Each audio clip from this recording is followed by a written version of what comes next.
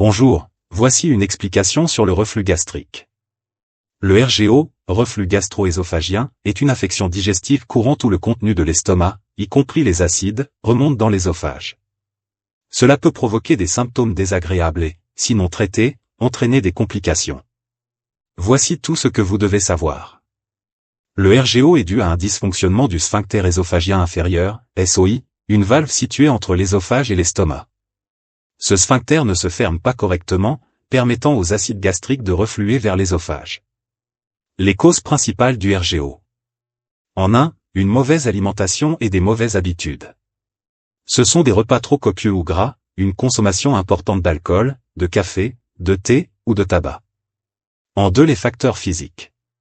Cela peut être causé dû à un surpoids ou une obésité, une hernie hiatale c'est-à-dire un déplacement de l'estomac vers le thorax, ou une grossesse précisément une pression abdominale accrue. En 3, une mauvaise hygiène de vie. C'est-à-dire soit manger tard le soir ou se coucher immédiatement après un repas, ou un stress ou une anxiété.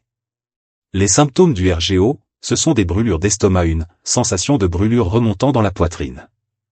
La régurgitation acide ou amère, des douleurs thoraciques, parfois confondues avec des problèmes cardiaques.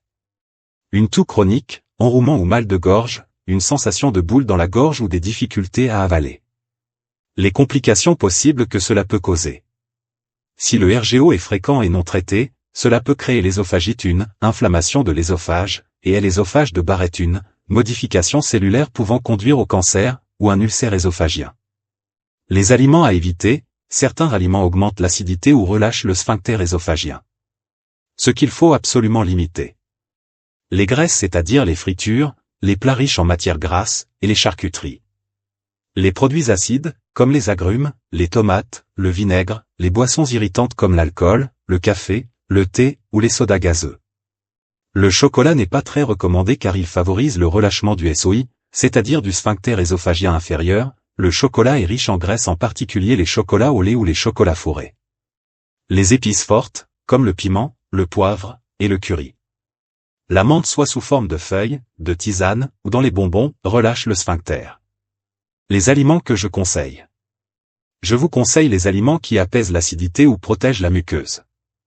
Les légumes peu acides, les courgettes, les carottes, les pommes de terre, le brocoli, les fruits doux comme les bananes, le melon, les pommes, sauf acides.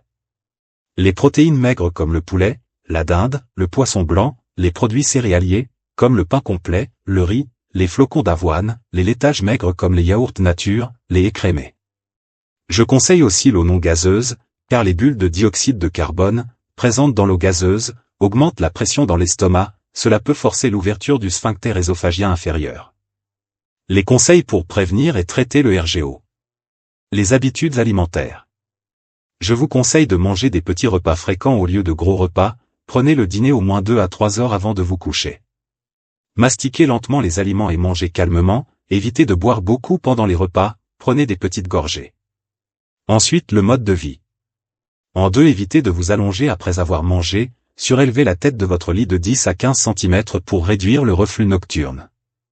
En 2, perdez du poids si vous êtes en surpoids, le poids exerce une pression abdominale. En 3, arrêtez de fumer car la nicotine aggrave le reflux. En 4, réduisez le stress, qui peut exacerber les symptômes. Pour ce qui est de l'activité physique, évitez les exercices trop intenses après les repas, privilégiez la marche ou des activités douces pour faciliter la digestion. Si les mesures ci-dessus ne suffisent pas, votre médecin ou pharmacien vous prescrivent des traitements médicaux. En 1, vous avez les antiacides, c'est-à-dire ils neutralisent l'acide, vous le trouverez en pharmacie. En 2, vous avez les inhibiteurs de la pompe à protons, ils réduisent la production d'acide, celui-ci est sur prescription médicale.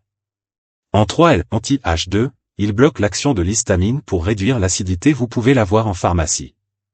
En 4, en cas de hernie hiatale sévère ou de complications, une chirurgie est possible, une fin d'applicature, cela permet de réparer la valve située à l'extrémité de l'œsophage. Quand doit-on consulter un médecin? Si les symptômes persistent malgré les changements alimentaires et les traitements. En cas de douleurs thoraciques importantes.